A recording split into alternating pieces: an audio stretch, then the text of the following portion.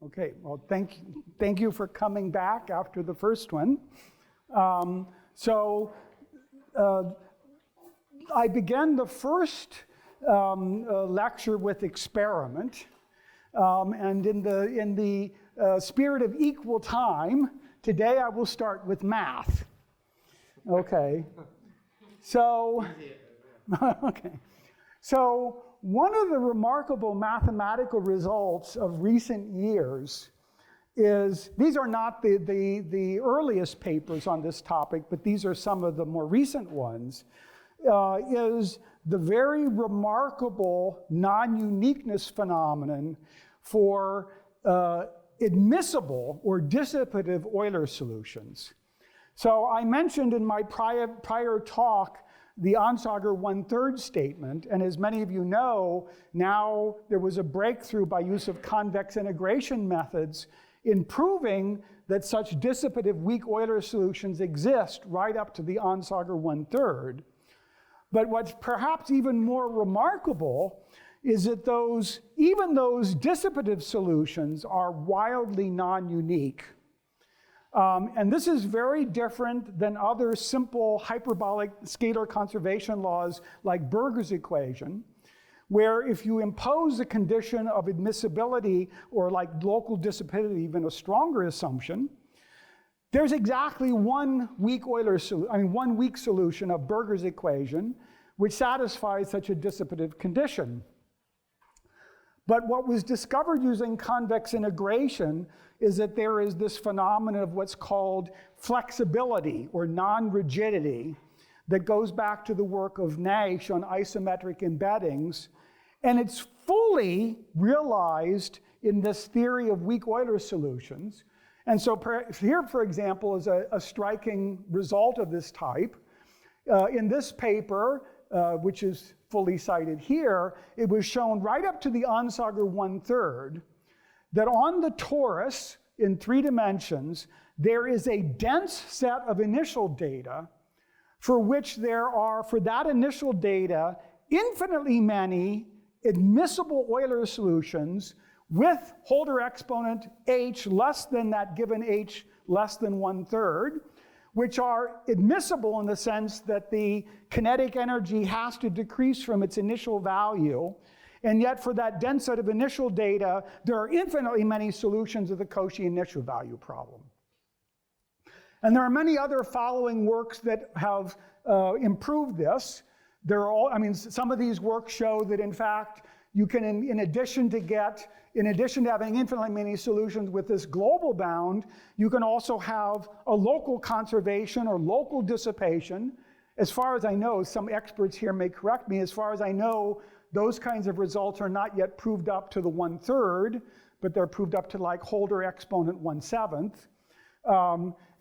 And so that means you can have very Holder regular weak solutions which are strongly dissipative, and yet for which the solution of the Cauchy initial value problem is highly non-unique. Oh, they do. I think in the Besov setting. That's right. Yeah. So it's not. That's right. So they do. That's right. They do go up to 1/3 with the local result. That's right. Yeah. So in fact, that's true. I was thinking more of the Holder statement, but yes.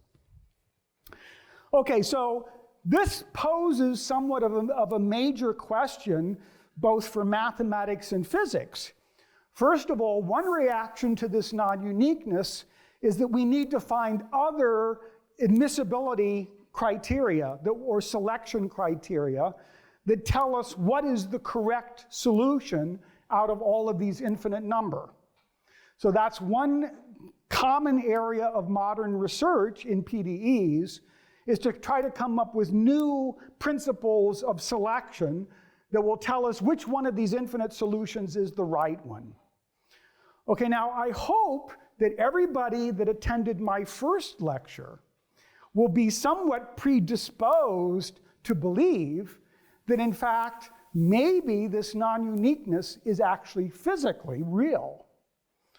And this non-uniqueness can be the basis of exactly spontaneous stochasticity, just like the non-uniqueness of the Lagrangian trajectories is not an unphysical thing. You don't have a particular principle that chooses the right Lagrangian trajectory. In fact, we now understand that for many, whenever you have, like in the Crichton model or these other models that I talked about, which have robust spontaneous stochasticity, the correct question is to calculate the probability distribution on the whole set of non-unique solutions.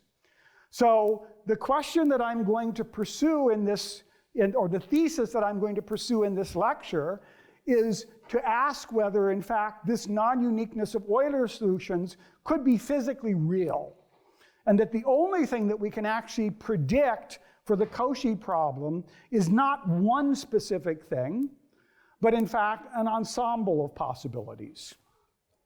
May I? So in both cases, the Lagrangian and the Eulerian version of spontaneous stochasticity, viscosity cannot help to fix all these problems? No. In fact, this is not settled for the Euler equation, but it's known now that the zero diffusion limit does not select a unique solution for the scalar advection problem. So in fact, I mentioned that briefly in my previous talk. So, and I will show you today numerical results that show that in fact, in the infinite Reynolds number limit or mathematically zero viscosity limit, the solution stays random. Okay, so it does not select a single solution. Okay. So this is the question that we want to ask in this lecture. Okay, now, the theory of this is much less developed than the Lagrangian case. Even the Lagrangian case, there are very few mathematically tractable examples of Lagrangian spontaneous stochasticity. And there's even less work on the Eulerian version. So I'm going to consider three particular examples. Only the third one do we have any mathematically rigorous results about what I'm calling Eulerian spontaneous stochasticity. But I'm going to talk to you about what existing evidence we have from mathematics and numerical simulation. And in my third lecture, I will try to talk a little bit about experiment for the possibility that you have Eulerian spontaneous stochasticity. So the first example that I'm going to talk about is Kelvin-Helmholtz unstable vortex sheet. And it is in fact known, this actually is going back to Laurent's remark. In 2D, I'm talking about a 2D problem, the Navier-Stokes solutions are unique. Okay, so unlike 3 dimensions where it's an open problem, we only know that you have Leray solutions. In the 2D case, there exists a global strong solution. So there is one single solution of the Navier-Stokes equation. But suppose that we're considering now the problem of the infinite Reynolds number limit, then we should be dealing with some kind of an Euler solution. In fact, it was shown by Andrew Maida in a classic paper in 1993 that for problems like this one, where all the vorticity has a single sign, the inviscid limit, at least along subsequences, is always given by a weak solution of the incompressible Euler equations. So that means that we know that for this kind of initial data, if I take the infinite Reynolds number limit, then along subsequences, I can always get some weak Euler solution. However, convex integration methods of the type that I described have been applied to this problem, in particular in this paper by Laszlo Székelyhidi Jr. in 2011, and he showed that there are infinitely many weak Euler solutions, even admissible ones, with this initial data of an initial vortex sheet. So this is exactly a situation where there are infinitely many Euler solutions, even admissible ones, with this kind of singular initial data in 2D. Yes? So can you explain what you are plotting? Okay, so what I'm plotting here, yes, I should say that this is actually the vorticity. And this is actually taken from the paper of Thalabard et al., which I'm going to reference on the next slide, in which they did a numerical simulation of a vortex sheet, they actually regularized in two different ways. One is by replacing the vortex sheet with point vortices, and they also used a hyperviscous regularization of the Navier-Stokes equation. And in both cases, however, they also added small random perturbations to the initial data. And precisely the question, so this is showing you actually how the vorticity evolves in time. So again, this is 2 dimensions, so you see a typical process of Kelvin-Helmholtz instability. The layer is Kelvin-Helmholtz unstable. It develops vortices which start to merge in 2D. And so you get this mixing layer which slowly evolves, okay? But what we know is that even in the limit of high Reynolds number, this is if you like, this is a Navier-Stokes solution that I'm showing you. But the question precisely is if I take the zero viscosity limit of Navier-Stokes with tiny little randomness in the initial data that also vanishes in the limit, do I get just one Euler solution? Okay, so in fact, the picture that I was showing was taken from this paper of Thalabard, Beck, and Malayabov in 2020. And it's a really beautiful evidence that there might in fact be a Eulerian analog of spontaneous stochasticity.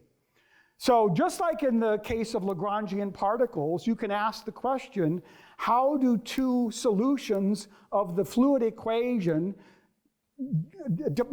depart from each other, separate, yes? Oh, yes, of course. Sorry about that, yes. Okay, so the question exactly was how to consider the separation of these multiple solutions. So again, there are going to be multiple solutions here because we're going to solve the equation with slightly different random perturbations in the initial data, and the perturbations in the initial data are going to vanish as the Reynolds number is taken to infinity. So just like in the Lagrangian case, we're going to take the limit of vanishing noise and high Reynolds number together. And so what happens is we're going to look at the analog of Richardson dispersion, but now it's going to be an L2 norm of the whole velocity fields. So the error that we're going to look at is a kind of L2 error, and this integral is over x and time, and then also integrated over, not time, over x. What was eta? Oh, eta is the random noise. So x is the streamwise direction, eta is the random noise, and then you're also looking at the vertical integral. And so this is a measure of the L2 norm. You're looking at all the random pairs. And what they found is remarkably similar to what you see with Richardson dispersion. So these are different simulations you can see over here in the legend with decreasing viscosity. So you see 10 to the minus 1, 10 to the minus 2, 10 to the minus 3. Epsilon is the size of the random perturbation in the initial data.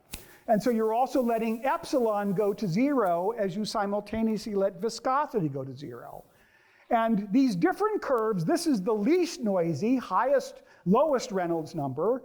And so you get some initial growth of error, which is exponential. And then you bend over to this line, which is proportional to, it's a linear law. It's actually proportional to time, the first power of time. And then if you increase the Reynolds number and decrease the noise, you have this curve. And it rises again, and it bends over to the same curve. And then if you take the viscosity even smaller, and you also reduce the noise, then again, it rises up, and it bends over to the same curve. So this is exactly the analog of what we saw with the forgetting of the initial separation in Richardson dispersion, is you forget the initial difference between the initial data, and at long times, but only some finite time, you actually bend over to the same universal self-similar behavior. Okay, so this is remarkably similar in an Eulerian way to the Richardson dispersion of single particles. Okay, and again, this is from this really very beautiful paper of Thalabard, Beck, and Malayevov. I should say that this study follows the even earlier work of Alexei Malayevov. I think he was the first person to really fully realize this possibility of Eulerian spontaneous stochasticity, and he showed how he gave numerical evidence for it in something called a shell model of turbulence in these early papers in 2016. Okay, so I will in fact show some evidence related to shell models later on in the lecture. Your energy seems to involve two fields. So which two fields are different? U and U prime, V and V prime. Oh yeah, so these are pairs. So what you're doing is you're averaging over all possible pairs. So you have the different, so you have multiple simulations, and the multiple simulations have different random perturbations in the initial, different realizations of the random perturbation. And so then you're averaging over all the possible pairs of simulations and looking at their dispersion, the growth of dispersion in the L2 norm.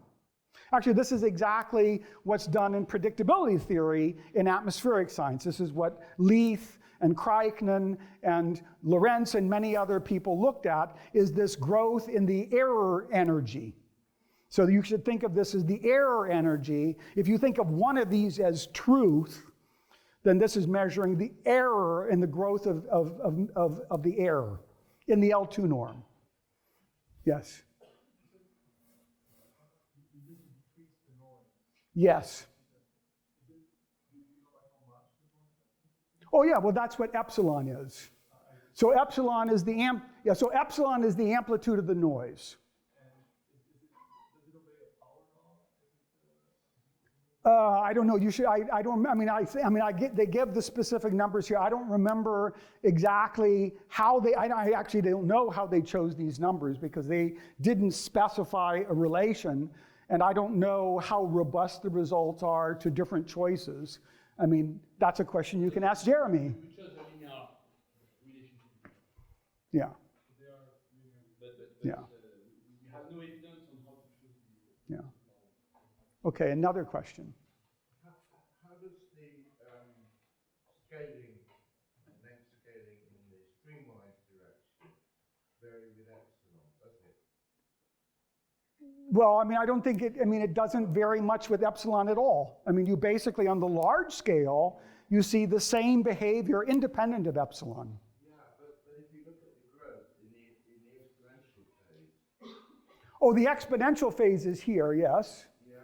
So that's, I mean, that phase is heavily influenced by viscosity, by the regularization of the dynamics, and then you're seeing chaotic error growth in that early phase, and that chaotic error growth depends on the size of the velocity gradients, which is affected by viscosity. Yeah, and that was what I was asking, is there a variation in the choice of the random process in the streamwise direction? If you choose different scales. Well, so I should say the perturbation that they added along the vortex sheet was essentially white noise. So there was no correlation in the perturbation. On the scale of their numerical grid, they chose an independent random number at each grid point. Yeah, and the grid was the same for each epsilon. That I don't know. I think it probably wasn't because they needed higher resolution for the higher Reynolds number cases. So, yeah.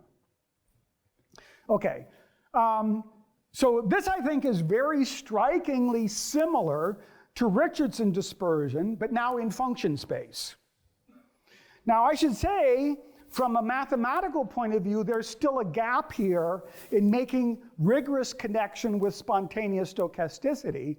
So one natural question is that they have a probability measure which is supported on Navier-Stokes solutions.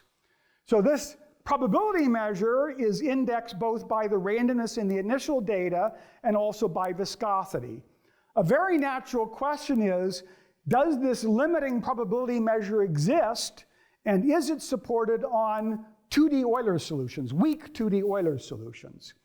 So this is strongly suggested by the theorem of Maida, and I very much believe that this is provable with existing methods as a probabilistic generalization of Maida's result, but I'm not aware that it's been shown. Are you saying that does any subsequential limit, is it supported on Euler solution, or are you saying no, there's an actual limit? Okay, well, first of all, yes, I don't know that it's been proved here that even along a subsequence there is a limit. And then the question is, if you show that there is along a subsequence a limit, is that measure supported on weak Euler solutions? And different subsequences could give different results. However, I should say that the available numerical evidence is it's universal. So they did two different regularizations, both with hyperviscosity and with point vortices, and different kinds of noise in the two cases. The statistical results are identical. So according to the limited available information we have, the statistics for this problem, by the way, the Kelvin-Helmholtz unstable vortex sheet is a classic example of an ill-posed problem. So this is a very famous ill-posed problem in mathematics, is the singular vortex sheet problem. Because as you may remember, the Kelvin-Helmholtz instability growth becomes faster at higher wave number. And so this is a very ill-posed problem classically. What this result suggests is that the problem is well-posed in the probabilistic sense. And then the correct well-posed problem is not to find one Euler solution, but a whole random ensemble of Euler solutions. By the way, later on in the lecture, I will tell you about a rigorous result for a different problem where we can show that the limits are supported on weak Euler solutions. And I'll talk about that later. So by the way, I'm very much sure that using modern methods, for example, in particular, there's old work of Vishik and Fersakov on space-time distributions. They erected a very general technology. I'm sure that this can be proved. I have no doubt that there's a positive statement here. You can show along subsequences there is a measure and it will be supported on weak Euler solutions.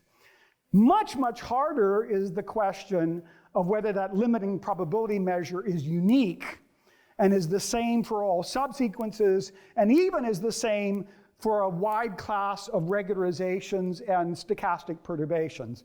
And in fact, I think this question is probably outside the range of current mathematics, but it is supported by available numerical evidence. And maybe I'm wrong, maybe we can do it, but it looks to me much harder.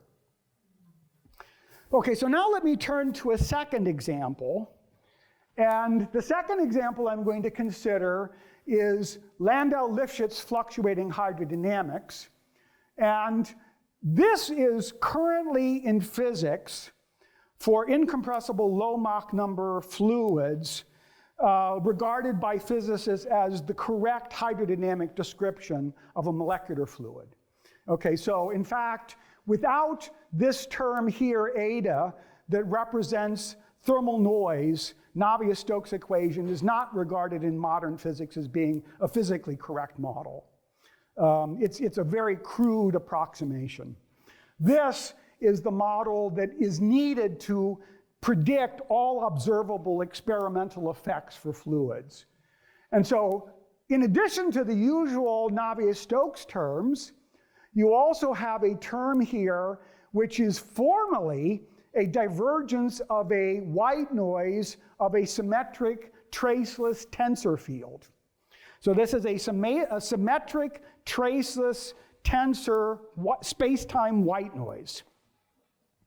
Now, for any self-respecting mathematician, writing down such equation will make them blanch and maybe even faint to the ground, because there's no possible way of giving any mathematical meaning to that as a stochastic partial differential equation. However, if you read carefully the physics literature, nobody in physics interprets it that way. These are interpreted as what are called low wave number effective field theories, which means that they always have some high wave number cutoff. And so you should think of this as only a large but finite set of stochastic ordinary differential equations. And the number of variables is determined by this ultraviolet cutoff. And in fact, all the parameters of this model, in particular the viscosity, depend upon the cutoff, okay? And as you change the cutoff, you have to renormalize those parameters in order to get identical predictions independent of the cutoff. There is no concept of convergence. Convergence is the wrong idea for these equations. It's physically stupid and ridiculous to even ask whether these converge. That would bring you into an unphysical domain of these equations. They only make sense when they are cut off somewhere between the mean free path and the gradient length. And in a turbulent flow, the gradient length is something of the order of the Kolmogorov scale. Actually, as turbulence experts will know, that actually is a fluctuating thing that depends on the singularity strength. But anyways, below the length of the smallest singularity is where you should put this length scale lambda inverse between that and the mean free path. If there is no gap between those, then this hydrodynamic approximation will break down. Okay. So it actually is possible that even these equations would be incorrect if you get some strong shock-like discontinuity for the incompressible case that would destroy the separation of scales. Okay, but anyways, these are what are regarded in physics as the correct model of a molecular fluid at the hydrodynamic level. Okay, now you can easily take these equations and do the standard non-dimensionalization of turbulence theory. Here I've done that, so that means we're going to non-dimensionalize velocities with an RMS outer scale velocity. We're going to non-dimensionalize lengths with an L, which is some large outer length, like a stirring length, or the size of the domain. And then when you non-dimensionalize that equation, you now get, unlike with Navier-Stokes, you get actually two dimensionless groups. I put in a forcing term here. When I do the usual non-dimensionalization of the deterministic model, I actually get dimensionless numbers. Mathematicians tend to prefer to use Reynolds number and Grashof number. Actually, I'm using this parameter here, which measures sort of the efficiency of energy injection by the force. It's actually the ratio of the Reynolds number and the Grashof number. So if you prefer Grashof number, you can easily write that in these terms. But I now get a new dimensionless parameter, this theta k, and this has a physical meaning. It measures the ratio of the thermal energy in a thermal fluctuation to the energy in a Kolmogorov scale eddy. So if you take an eddy at the size of the Kolmogorov scale and you compare its energy with a thermal fluctuation, that gives this new dimensionless parameter here. Typically, by the way, this parameter is quite small, something like 10 to the minus 8 or even smaller. Okay, so it's a very tiny number, but this term is present. Notice, by the way, that once I've non-dimensionalization, in addition to this small parameter here, you also have a huge negative power of the Reynolds number. So you might even ask, why bother keeping this? What difference could it possibly make? And what I'm going to show you is, in particular in terms of predictability of the solution, it's vitally important. Okay, now, you may remember in my talk I used path integral expressions for the Lagrangian particles, and I can write down similar path integral expressions for the transition probabilities of the Landau-Lifshitz equation. These are very much used in the statistical physics and field theory literature. And for this particular problem, the action that appears, again, is a kind of Onsager-Machlup action. And here I've written it out explicitly. So in fact, this is the standard way in the physics literature of representing this problem in path integral form. I don't know of any, well, again, if you think of this as a continuous problem, it's hopeless to do this. If I put in that wave number cutoff, then this is very similar to what I did with Lagrangian trajectories, except it's much higher dimensional. For mathematicians who may worry about this, I'll just remark that exactly this action appears in the rigorous mathematical theory of Quastel and Yau, who derived incompressible Navier-Stokes and a hydrodynamic scaling limit as a law of large numbers. And they even derived a large deviation principle. And this is, in fact, the large deviation rate function in their theory. I'm not going to take that perspective because I argued together with my co-authors in this paper that this hydrodynamic scaling limit is unattainable in nature.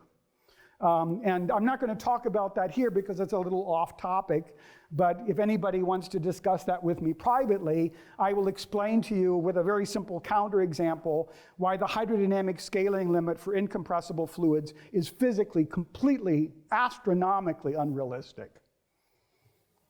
It never works anywhere in nature. Greg, may I? Yes. Pardon? No. In the equation before, in the slide before, or when you present the Navier-Stokes equation, so you expect all the terms, so the second Navier-Stokes non-dimensionalized, yes, so FLF is of order 1, and all the other terms besides the thermal. Well, yeah, so this is order unity, this is order unity, these two terms, a physicist would say, well, they'll disappear. Yes. Yeah, so in fact, physically, you would say, well, of course, those disappear in the high Reynolds number limit. Mathematically, it's not so obvious. And precisely the problem has nothing to do with Landau-Lifshitz. It already appears for Navier-Stokes. And the basic problem is that when you're taking the infinite Reynolds number limit, in Navier-Stokes, the only control you have is on energy. That means the only a priori bounds you have, well, you have some bound coming from dissipation, but in the infinite Reynolds number limit, you lose that dissipation bound. The only inviscid bound you have is on kinetic energy. And with kinetic energy, you can take weak limits. Banach-Alu-Oglu guarantees that you can extract weakly convergent subsequences in weak star, which for L2 is the same as weak. Weak convergence is not enough to guarantee that the limits are weak Euler solutions. They only give you so-called measure-valued solutions, okay? So that's not the framework of the results of convex integration. Those are standard weak solutions. So in fact, there is a very subtle mathematical question in removing this Reynolds number of saying, what kind of Euler solution do you actually get? Do you get a measure-valued Euler solution? Do you get a standard weak Euler solution? What kind of Euler? So of course, you'll expect it will be some Euler solution, but the precise question is, what kind of Euler solution is it? And is it of the kind that is discussed by the convex integration theory? And we'll talk about that. Okay. And the connection with spontaneous stochasticity? You had a thermal noise. Well, okay, so remember, I mean, this is in this example, they did not use thermal noise. Okay, they just put randomness in the initial data, and they solved deterministic Navier-Stokes. In my problem with Lagrangian trajectories, one of the ways I added randomness is through Brownian motion. This is the Eulerian version of Brownian motion, okay? But now it's a kind of Brownian motion acting on the whole velocity field, because this is essentially a kind of white noise, random, Gaussian random field in space-time. Actually, it's not quite really a white noise in space. It's a white noise in band-limited functions. Okay, so it is the appropriate delta function in the reproducing Hilbert space of band-limited functions. But it's not an ordinary delta function.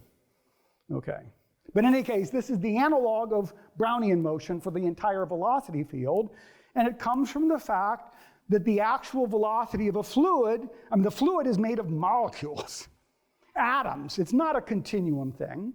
And the fluid equation is describing a local average of the velocity of the individual molecules. And no matter how much you average, there's always a little bit of fluctuation left over, and that fluctuation is accounted for by this term, which is seen experimentally in many, many experiments. It's not an unobservable thing at all, and they see effects of this up to centimeter scales. So this has real observable experimental consequences. It's not something put in just for the fun of it. It's needed to explain experiments. So I mean, Navier-Stokes, deterministic Navier-Stokes is experimentally wrong.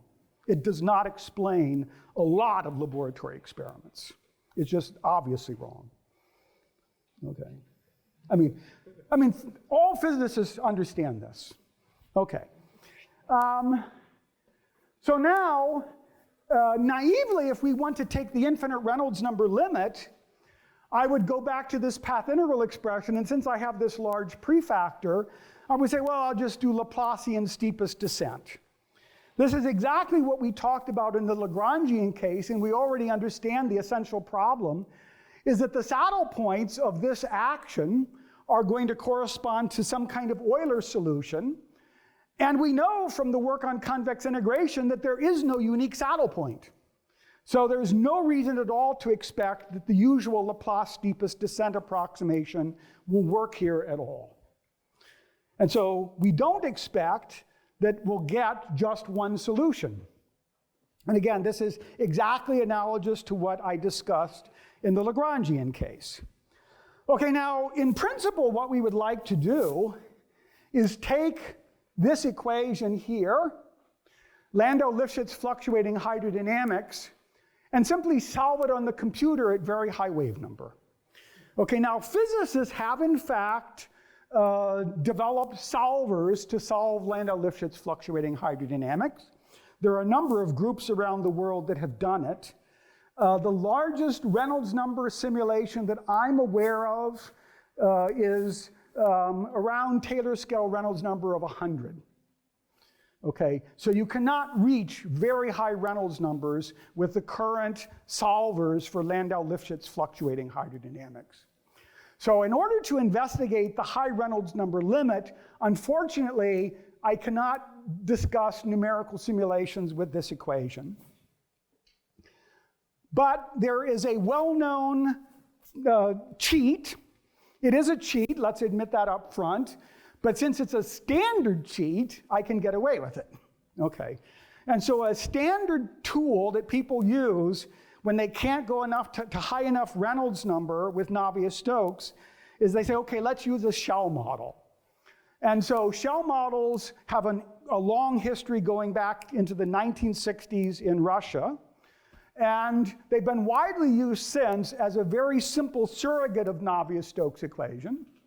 And so we said, okay, look, we can take the shell model, in this case, the so-called Sabre shell model, which is known to have almost identical scaling properties, intermittency, multifractal scaling properties as actual true Navier-Stokes.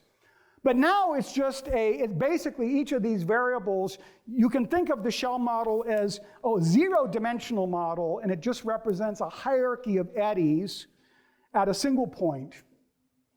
And all of the Navier-Stokes equation, all the spatial degrees of freedom are removed, and all you keep is that hierarchy of eddies at one single point, and those are represented by those variables u. And so it has a structure very similar to the Fourier representation of Navier-Stokes, and this nonlinearity is taken to conserve analogs of kinetic energy and helicity. And then you add in a viscous term. And then you can also add in random noise that mimics the noise that is used for Navier-Stokes equation. Now, unfortunately, for the shell model, you cannot put in a noise that guarantees all the properties for Navier-Stokes. So I should have mentioned this. This noise was not put in at random. It was put in according to what's called the fluctuation-dissipation relation. So that's a very fundamental principle in statistical physics. And this By the way, Landau and Lifshitz wrote out the first fluctuating hydrodynamics equations in 1959, the year I was born. And they put in this noise term. They did it for the compressible case, by the way. This is the low Mach number limit of their equations. And they put that noise term in according to a basic principle. You have to satisfy the fluctuation-dissipation relation, which relates the noise strength to the dissipation, the viscosity. And so we could do that here, and in fact, in our first paper, that's what we did. The problem is that if we put it in according to the fluctuation-dissipation relation at low wave number, this noise term is stronger than the noise in Navier-Stokes turbulence. And we said, oh, that will bias our results. So we said, let's, instead of keeping fluctuation-dissipation relation, put in the noise so that it has exactly the same scaling as in Navier-Stokes. And then the noise strength at low wave number is identical to what it is in Navier-Stokes. And so we're not unfairly biasing to get some effect of thermal noise that might not be there in the real case. By the way, it doesn't actually matter what kind of noise we used. We used several different kinds of noise, and they all give identically the same results. Okay, so it turns out that's not so essential, but we chose this noise so that it would have exactly the same scaling as in 3 dimension, and that's why we have this factor of 3 here. Okay, now I can do the same non-dimensionalization that I did for the Navier-Stokes case. This B term now represents this nonlinear term. I have the same scaling of each of those terms. Again, that was by choice. I guaranteed by the choice of noise that I would get the same numbers here as I do in 3-dimensional Navier-Stokes. And just like in the Navier-Stokes, in the limit of very high Reynolds number, both the viscous term and the noise term formally vanish. By the way, in the case of the shell model, for the deterministic version, this has been rigorously proved by Constantine, and it was Constantine Titi, who was the other author. It slipped my mind at the moment. But anyways, in this paper in 2007, they showed rigorously that if you take the infinite Reynolds number limit along subsequences for this model, you get standard weak solutions. And you might say, wait a minute, why can't we do that for Navier-Stokes? It's because here you have control on little L2. And for discrete spaces, little L2 is a much stronger bound than L2 is for continuous space. That's a technical point, but that allows you, I mean, the control of energy in this model is much stronger than the control of energy in the actual continuum equations. And that allows you to actually get weak solutions without any assumptions. You don't have to, you don't have to make any assumption like of single sign vorticity, as in the case of the Bardos argument, the Maida argument that I mentioned earlier. Unconditionally, you get standard weak solutions of the shell model in the infinite Reynolds number limit. Okay, so we repeated the kind of analysis that was done by Thalabart et al., but we don't have a vortex sheet here. What we took as our initial data is this Kolmogorov scaling solution. By the way, in the infinite Reynolds number limit of the model, this is an exact stationary but unstable solution. So it's actually very easy in the shell model to write down an exact solution which has a dissipative anomaly in the infinite Reynolds number limit, and it's this solution, but it's very unstable. So in that sense, it's much like the vortex sheet problem. It's stationary but wildly unstable. By the way, the stability of this was analyzed, I think, first in detail by Leo Kadanoff and Detlev Loza and another student, Schmorkhofer, I think. Somebody might remember his name. But anyways, they studied this in the 1990s. So it's very unstable. Okay, so first of all, we looked at exactly this L2 error growth that was looked at in the paper of Thalabart et al., except now we're looking at little L2, so for sequences. And so we can look at the variance of the energy in the whole set of shells, that's this var u, and you'll see that what happens is that we go up, there's an initial period here which is exponential, and then you transition into a linear growth. In this case, we can also analyze this variance into a sum of the variances of each individual shell, and we can then calculate this spectrum. And what we see is that the way that this error energy develops is from the high wave number up. Okay, so this is this error spectrum is just this thing plotted versus n or kn. By the way, this is dyadically based. So in the shell model, the wave numbers grow like powers of 2 to the n.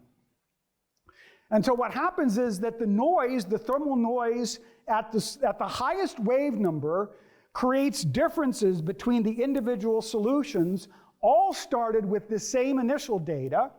And then those differences propagate up to larger and larger scale or lower and lower wave number by a kind of front in wave number.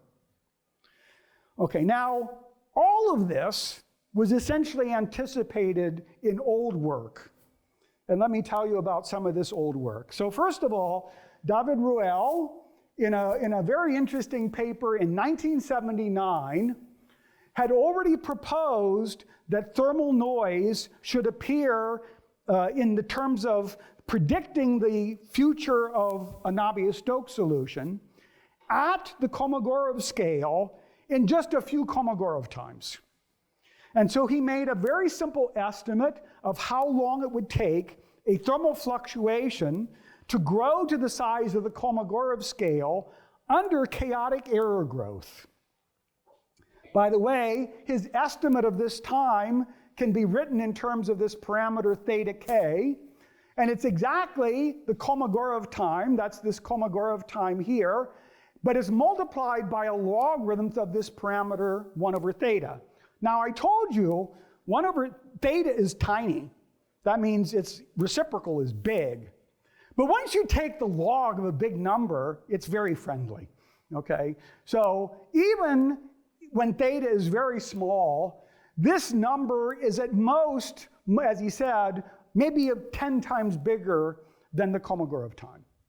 So basically, in just a few Kolmogorov times, the eddies at the Kolmogorov scale are influenced by thermal noise. So for different realizations of the way the molecules are moving at the microscopic scale, the macroscopic solution at the Kolmogorov scale will be different. Okay? And that was Ruel's prediction in this paper in 1979. Okay, now, this then feeds into an even earlier idea of Ed Lorenz. Okay, now, I have to say that most people know Ed Lorenz for his 1963 paper. The 1963 paper is peanuts compared to the 1969 paper. The 1969 paper is a profound work. And in fact, the physicist and climatologist Tim Palmer at Oxford has made a very, very good case in many recent papers that when Lorenz talked about the butterfly effect, he was not talking about his 1963 paper, he was talking about this 1969 paper. And what Lorenz claimed in this 1969 paper is that deterministic systems with many scales of motion can have random solutions. In other words, a deterministic initial value problem, Lorenz claimed, could have random solutions, spontaneous stochasticity. Here are the exact words from Lorenz in the opening sentence of the abstract of his paper. He said, "It is proposed that certain formally deterministic fluid systems which possess many scales of motion are observationally indistinguishable from indeterministic systems." In other words, they act as if they were totally random. Specifically, the two states of the system, these are the pairs that we've been studying, two states of the system differing initially by very small error, observational error, will evolve into two states differing as greatly as randomly chosen states of the system within a finite time interval, not infinitely long as in chaos. Everybody knows that if you go to the steady state in a chaotic system, you get a nice SRB measure that gives you good, robust statistics. Lorenz says this happens within a finite time interval. And you cannot lengthen that time interval by reducing the amplitude of the initial error. In other words, as you let the error go to 0, the solution stays random. That's what Lorenz was claiming in this paper. He almost perfectly stated the modern idea of spontaneous stochasticity. The one thing that Lorenz didn't understand is that this phenomenon is related to the non-uniqueness of the solutions of the limiting singular equation. That was the fundamental idea that Gawędzki and collaborators had in 1998, that you can only get this kind of behavior if the limiting singular equation, by the way, when he says many scales of motion, he's thinking about the infinite Reynolds number limit, in which the inertial range gets longer and longer. And so the thing that he's missing is, what is the precise deterministic fluid system? It's not Navier-Stokes, it's Euler. That's the deterministic system, because that's the one where the noise vanishes. Not for Navier-Stokes. For Navier-Stokes, this term at finite Reynolds number is still there, and the noise term is still there. It's only when you go to the infinite Reynolds number limit that you get a deterministic system. And it's this deterministic system here that has random solutions. Okay. So, may I? The argument of Ruel is based on which mechanism? His mechanism, I'm going to go through that now. His mechanism is chaos. You remember in the Thalabart et al., the early growth is exponential, and it's Reynolds number dependent, and it's based on standard chaotic error growth. But the Lyapunov exponent gets bigger and bigger as the Reynolds number gets larger and larger, so that chaotic error growth gets faster and faster as the Reynolds number goes to infinity. Okay, but Ruel was talking about ordinary chaos. Lorenz was not. Lorenz introduced a fundamentally new idea. And I'll tell you what that is. Okay, so let's go back to this picture.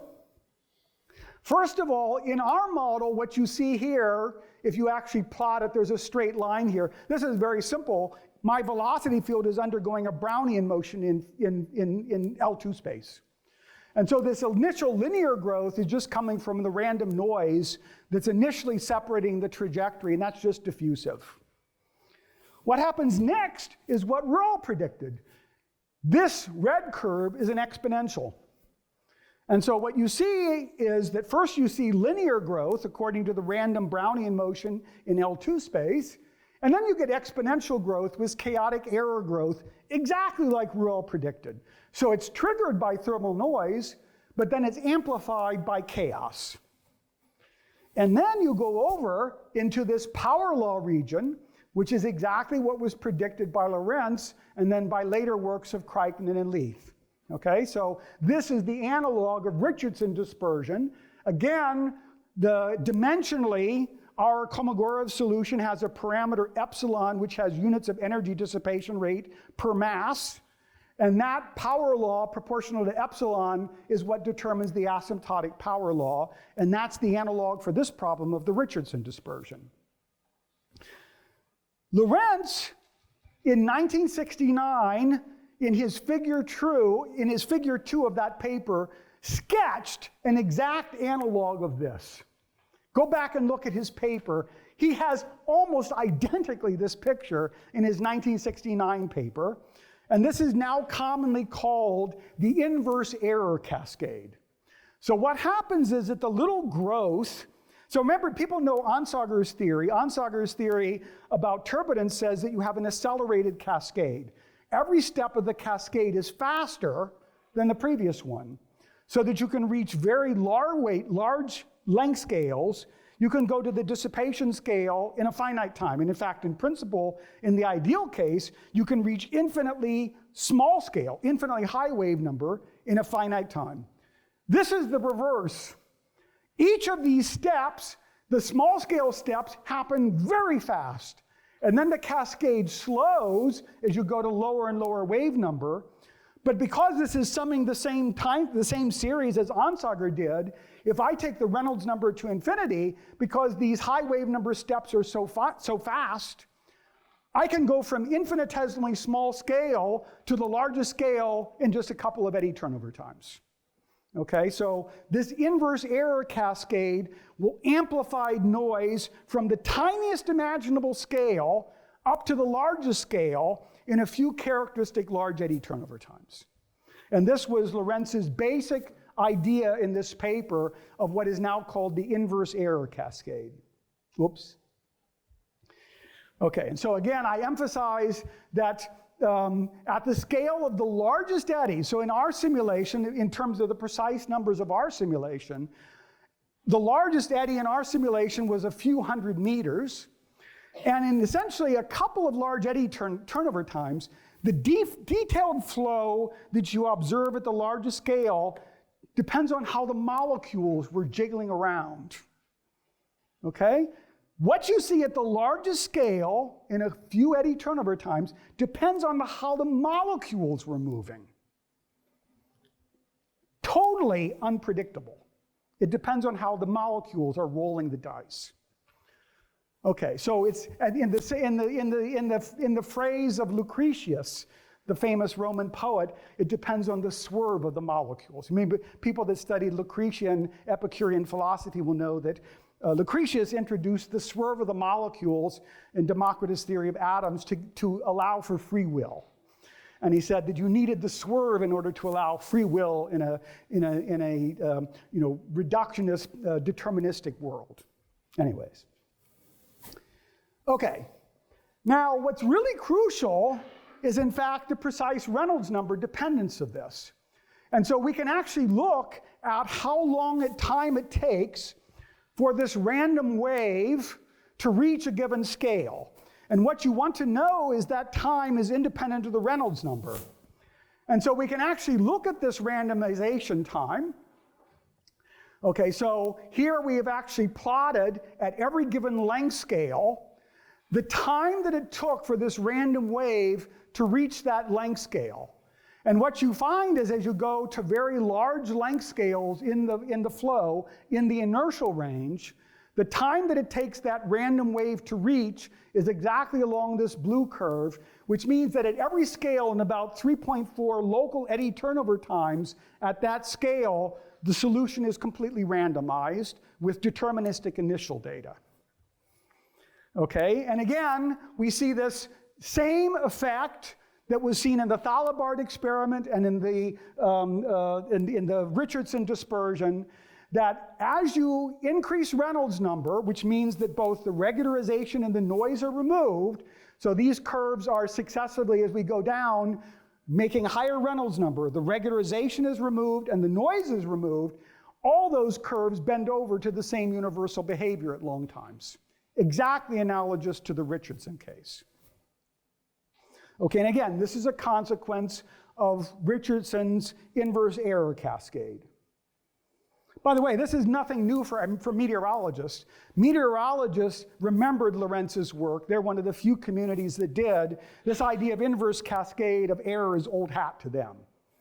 But I think for many people in physics and mathematics outside the community, Lorenz's work is underappreciated. Now, here what I'm going to show is evidence from the numerics that the statistics that we obtain in this problem are independent of Reynolds number. So what I'm showing here are probability distribution functions of just a few observables. We have many more, but these are just a few. Here we looked at shell 18, which is sort of in the middle of the inertial range of our simulation. And we look at times after the random wave has passed, at some given fixed time after the random wave has passed, and we look at the probability distribution of that as a function of Reynolds number. And what you can see is that you let the Reynolds number get larger and larger, so the noise is going away. There's no change in the statistics. As far as the evidence is concerned, even in the Reynolds number going to infinity limit, this variable will stay random, okay? The solution will remain random in the limit. The same is also true for other observables, like the energy flux. This actually, in this model, like in Euler, is a triple quantity, cubic. And again, you see the same distribution, independent of Reynolds number, for this variable. In fact, every variable has the same feature. It looks like in the limit of infinite Reynolds number, they stay random. They never become deterministic. By the way, we're changing Reynolds number over 2 orders of magnitude here, with no change in the probability distributions observable. Within error, the probability stays exactly the same over 2 orders of magnitude of Reynolds number. And again, this goes back exactly to Lorenz's statement that even though we're going to a limit of a formally deterministic system, and as we increase Reynolds number, we're reducing the amplitude of the error, but the output is staying completely random. That's exactly what Lorenz predicted would happen. You keep forcing the system? The forcing is the same. Well, I mean, yeah, we're forcing with the forcing that keeps the Kolmogorov solution stationary. Right, so we only have a finite system. The Kolmogorov solution is only a stationary solution if you have bi-infinite chain. So we use the forcing that for the infinite Reynolds number limit makes the Kolmogorov solution stationary. Basically, we fix the 2 lowest wave numbers to be the Kolmogorov solution. Then, in an infinite Reynolds number limit, the Kolmogorov solution is an exact stationary solution, but unstable. It's an exact stationary but unstable solution. By the way, we also did this with natural solutions selected out of the invariant measure. So we looked at the statistical invariant measure of the steady state turbulent ensemble. Exactly the same thing holds there. You don't have to choose this special Kolmogorov solution. You see exactly the same phenomenon if you just choose one arbitrary state out of the invariant measure. Okay, now, go back. Does this mean that there are non-unique Euler solutions?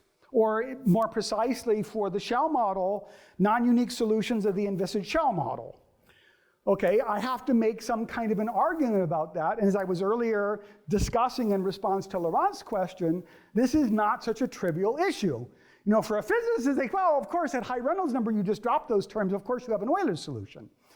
But what we know is that that limit is very subtle, and there are many different kinds of Euler solutions that you could get.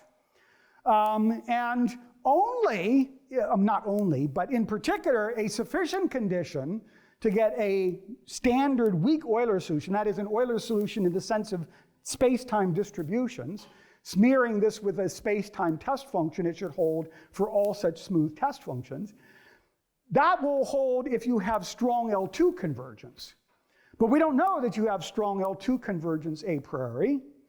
And in general, if you just use the compactness that you get from energy bounds, all you get are so-called weak solutions. Or there are other kinds of solutions. There are solutions, dissipative solutions in the sense of Lyon's. But anyways, there are a variety of more general notions of solution. In particular, in the measured valued solution, you no longer have one velocity at any point. You actually have a distribution of velocities at a point. And there are some problems, like the zero dispersion limit of KdV, which is like a dispersive regularization of Berger's equation, where those kinds of measure valued solutions physically arise. And they actually describe very large spatial oscillations in the vicinity of any point in an arbitrarily small region. So those kinds of solutions can naturally arise, and a priori, we're only guaranteed that that kind of solution must exist along a subsequence. And there are still many people in the PDE community today that believe those are the right kinds of solutions to deal with. So Tadmore's group in particular, and many other people are publishing lots of papers about numerical approximation and mathematical theory and selection principles for measure valued solutions. So this is a valid contender for the Euler limit. Okay, however, it's also known that if you add just a little bit of extra compactness, you do get a strong L2 convergence and a standard Euler solution. And one of the early papers about, in fact, maybe the earliest was a paper about 15 years ago by Chen and Glim. And they showed that a condition on the energy spectrum, uniform in the Reynolds number, is enough. I'm going to use a slightly different version, and I'm going to look at structure functions. So these are the structure functions for the Landau-Lifshitz. By the way, I'm going to prove the theorem not for shell model. The shell model is actually easier. I'm going to prove the result for three-dimensional Landau-Lifshitz fluctuating hydrodynamics. And with the shell model, you don't even need this kind of extra condition. But for Navier-Stokes, if you look at the structure function, and if you assume that the scaling exponent, time averaged, is bounded independent of Reynolds number, then what I will show, or what I'll claim, and we have a paper that proves this, is that that's enough to guarantee that the inviscid limit, the infinite Reynolds number limit, will be described by weak Euler solutions. Now, the delicate thing is that at very small scale, below the Kolmogorov scale, thermal noise starts to appear. So it's not completely trivial for a stochastic Landau-Lifshitz equation that this condition should be valid. However, compared with numerical results, including the thermal fluctuations based on something called direct simulation Monte Carlo, I don't have time to explain that here, you can actually check that these conditions are empirically valid in stationary turbulence. Actually, they looked at several things. Stationary turbulence, they also looked at Taylor-Green. And these kinds of a priori estimates can be proved to be true in those situations. Which means, by the way, that these conditions are true for almost every realization selected out of the stationary measure for the problem. Okay, so these are very reasonably motivated a priori conditions on the solutions. Okay? And then, based again following this work of Chen and Glim, we proved the following result, that if you start off with Landau-Lifshitz fluctuating hydrodynamics, and if you have this kind of a priori estimate on the coefficient of the structure function scaling, then these measures, which are supported on solutions, the space-time solutions of the Landau-Lifshitz equation, in the infinite Reynolds number limit, along suitable subsequences, have limits. So this goes back to Vlad's question, do you have a limit? Yes. Along subsequences, you have limits because it's basically a tightness argument. Okay, so this gives you enough tightness that yes, you can extract limits for these probability distributions on space-time fields, and they are supported on weak Euler solutions, all of which have exactly the same initial data. Okay, so what we know is that the limiting statistics, at least along some subsequence, is described by a probability measure supported completely on standard weak Euler solutions that all have the same initial data. What does that mean? The solution can only stay random if the Euler solutions in the infinite Reynolds number limit are not unique. It's necessary. You cannot stay random unless the Euler solutions have non-unique solutions in the infinite Reynolds number limit. The infinite Reynolds number limit does not select one Euler solution. It selects a probability distribution of Euler solutions.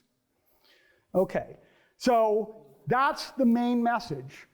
The evidence for randomness, remnant randomness in this infinite Reynolds number limit as anticipated by Lorenz involves random solutions of deterministic PDEs, but as Gawędzki realized, that can only happen if that deterministic PDE has non-unique solutions for the same initial value.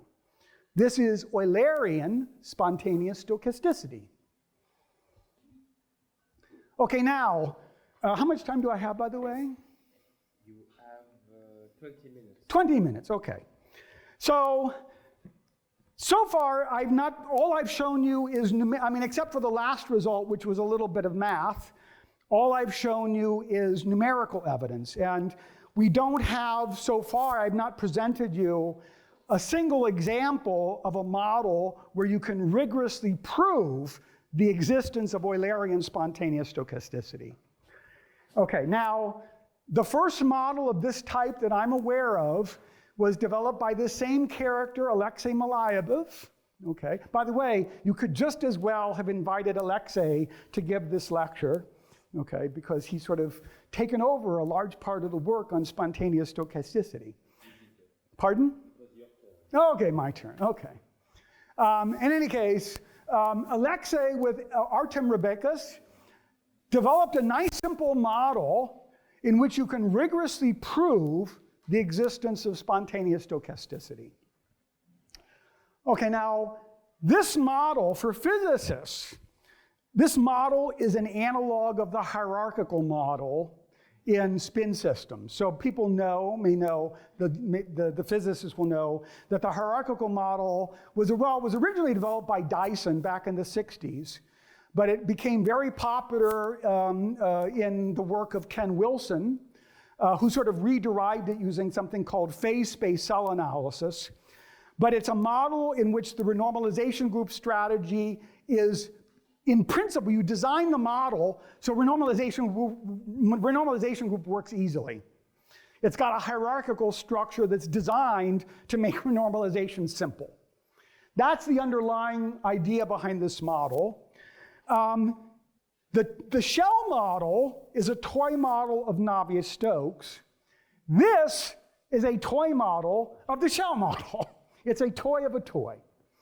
And so what you do is you keep the discreteness in scale. So these length scales increase by factors of 2, just like in the shell model. But in addition, they made time discrete. Now, if you make time discrete, you have to remember that there's a fundamental aspect of turbulence, that the smaller length scale you are and the higher wave number you are, the faster the dynamics is. You get faster evolution at smaller scales. That means that the discretized time step has to be smaller as you go down to smaller length scales. So their lattice has this hierarchical structure that as you go down, the time steps increase in direct proportion. By the way, as I'll discuss on the next slide, that actually means that this model has exactly the identical space-time symmetry as the Kelvin-Helmholtz unstable vortex sheet. Okay, so the Kelvin-Helmholtz unstable vortex sheet, the Euler equations has a 2-parameter family of scaling symmetries, but the vortex sheet breaks that infinite dimensional symmetry group and leaves only one. This model has exactly the same space-time symmetry in a discrete version as the vortex sheet problem. So in some sense, it's kind of a merger, it's kind of a discrete model, both of the shell model and also the vortex sheet simultaneously. Okay, and the way you make the model is very simple. First of all, the essential ingredient that you need in this inverse error cascade is that you have chaos at every length scale.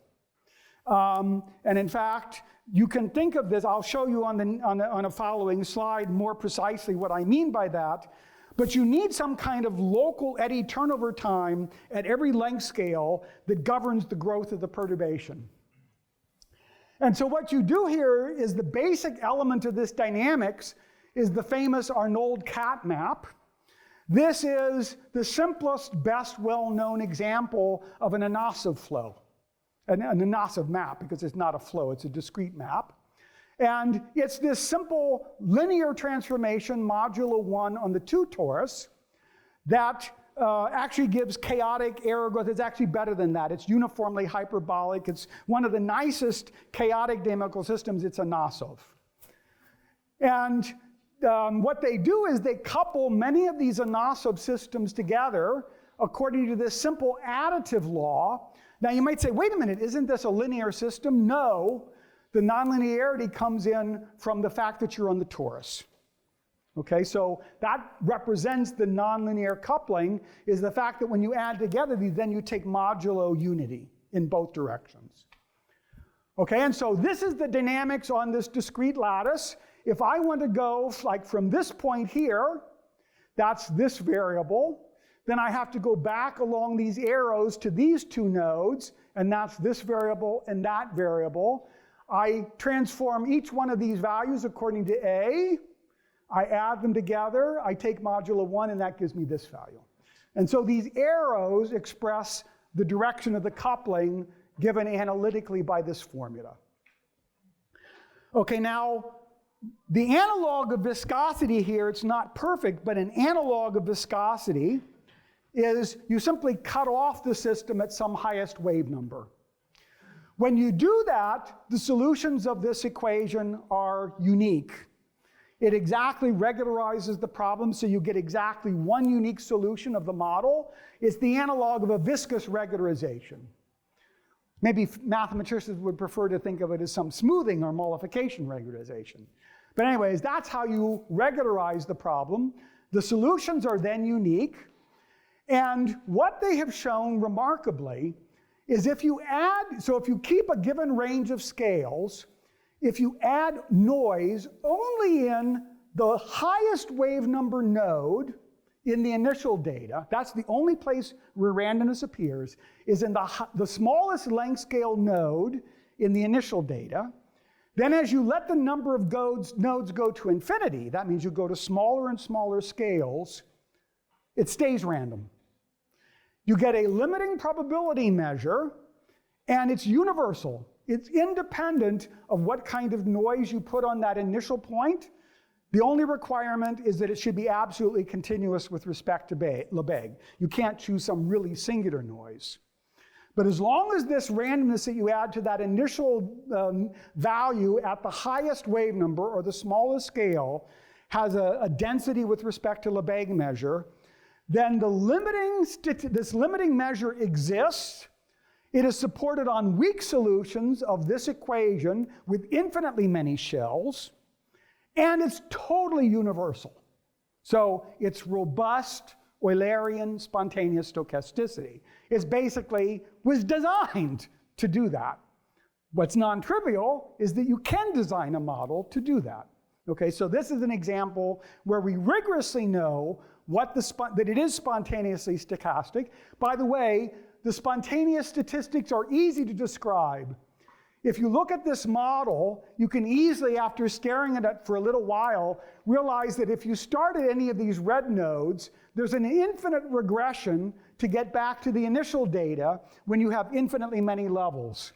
So these red nodes, when you have infinitely many levels, are never coupled to the initial data. And what happens in the infinite rental, or the limit, the ideal limit for this problem, is that those red nodes become IID uniformly distributed over the torus, and all the other black nodes and green nodes are completely determined by the initial data and the uniform distributions on those red nodes.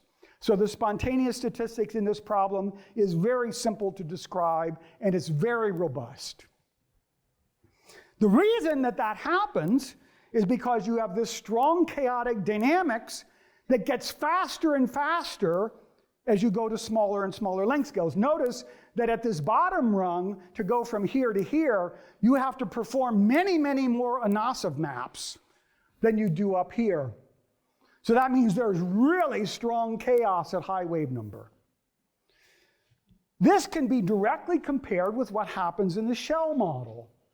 Okay, so if you look numerically at the shell model, by the way, for experts, this is the Gouy model, not the Sabra model. This is the slightly older cousin of Sabra, but they basically behave very identically as far as what we're talking about here. There's an old paper from 1998 that for various numbers of shells calculated the Lyapunov spectrum in the shell models. And what you see, remember the Lyapunov spectrum is the sum of the leading Lyapunov exponents in descending order, starting at the most positive and then going down until eventually they become negative. And this is normalized by the Kolmogorov entropy, which is the sum of all the positive ones. That means that these are basically measured in dissipation range units, because the Kolmogorov entropy for these problems is of the order of the inverse of the Kolmogorov time. Okay, so that means that these plots are in Kolmogorov dissipation units. That's why we don't see any divergence of Lyapunov exponents in the infinite Reynolds number limit. They're actually staying finite because we're measuring them in dissipation range units. What you do see is that you have this range of positive exponents that is getting more and more extended as you go to higher and higher wave numbers in this direction. In fact, they're not showing you the whole Lyapunov spectrum for the largest number of shells because it goes off the board. Here are the exact analytical solution of the Lyapunov spectrum in the Arnold-Cat problem. By the way, in this model, you can just read off by inspection what the Lyapunov eigenvectors are. Okay, so it's actually easy to compute the Lyapunov spectrum in this model. And it's remarkably similar to what you see in the shell model. By the way, the largest negative exponent is the negative exponent of the Anosov map. And it's highly degenerate. There's no viscosity in this model, so you never have strongly negative exponents. So this is not a dissipative dynamical system like this model is, because the largest, the end here are negative Lyapunov exponents, and you actually get a dissipative model. These models, this spectrum never goes to zero and becomes negative because it doesn't have an analog of viscosity. But you can see again, the essential feature is that in order to get this kind of spontaneous stochasticity, to generate this inverse error cascade, you need an error growth at every given length scale. By the way, this paper also found the Lyapunov eigenvectors in the shell model, and they are exactly localized in the inertial range. So if you want to have an exponent that corresponds to the inverse turnover time at this scale, the Lyapunov eigenvector is exactly localized at that scale. By the way, that's also true in the Arnold-Cat problem. Except for the negative ones, then it's a little different. 5 minutes, okay, I'm almost done. Okay, so I just wanted to say also that you can do renormalization group for spontaneous stochasticity of scale invariant problems. And again, that was done by Malayabov and Rebekis. And they showed that if you look at models of this hierarchical type, then in fact, you can do renormalization group theory of spontaneously stochastic systems. I'm not going to go into the details of this. I'll just mention that these models are built on space-time hierarchical lattices, similar to the Arnold-Cat problem that I just looked at. A little bit more general, and here they were looking at models, I think they were Z2 random variables, so just plus or minus ones.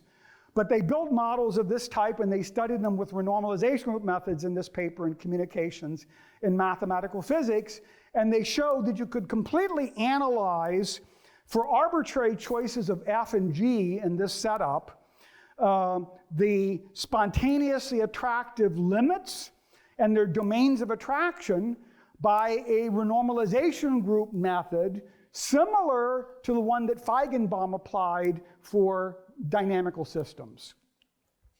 And I'm just going to show that very quickly. The key concept in their renormalization group is this half-time map. So going from here to here is the unit time map.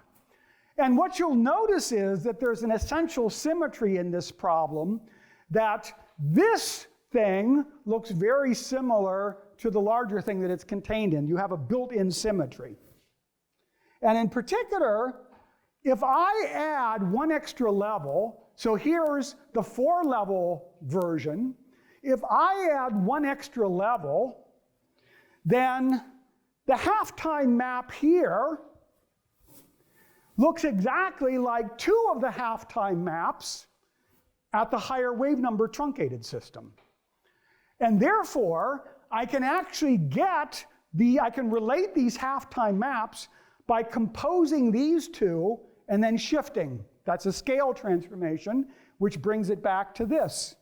And the only difference is the change in the cutoff from here to here.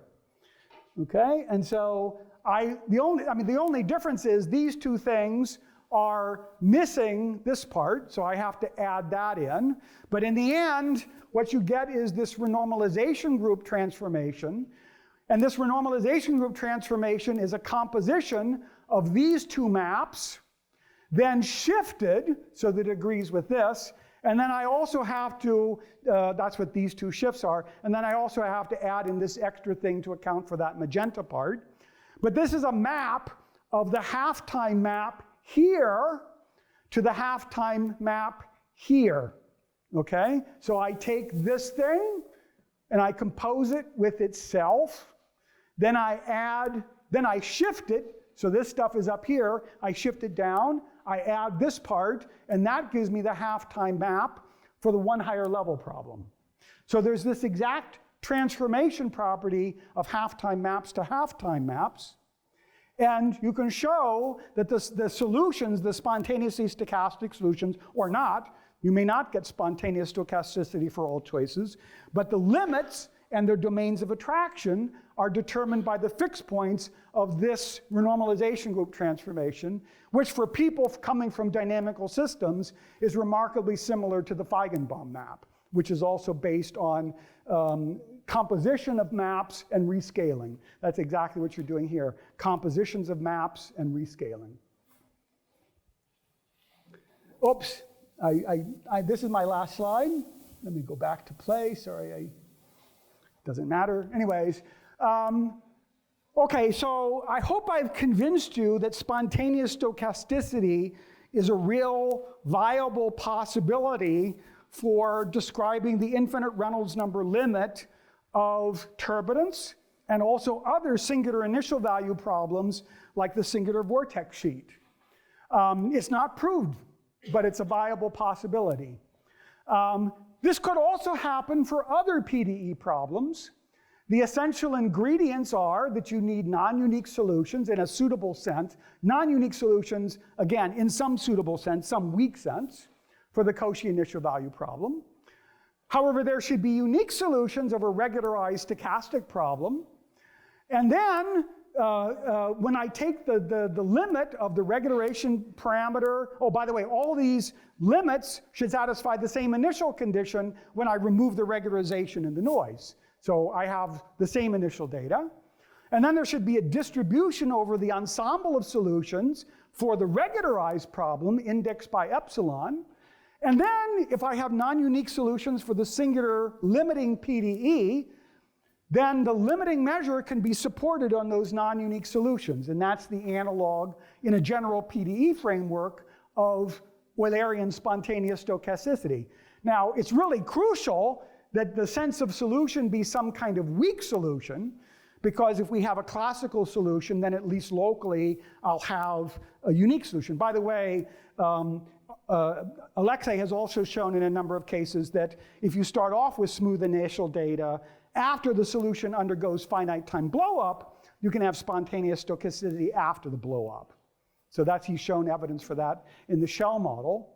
What I just want to emphasize in the end is that spontaneous stochasticity could easily be mistaken for other notions of Euler's solution. In particular, if my limiting solution is spontaneously stochastic, then if I look at this delta function here, averaged over my spontaneously stochastic ensemble, that gives you a measure-valued weak solution of the limiting equation. So in a system which is spontaneously stochastic, if you look at the appropriate variables, you will see a measure-valued weak solution. But this spontaneously stochastic solution contains much more structure than that, because it says in every individual realization, this time is connected to that time in a precise way. And that information is lost when you look at a measure-valued solution.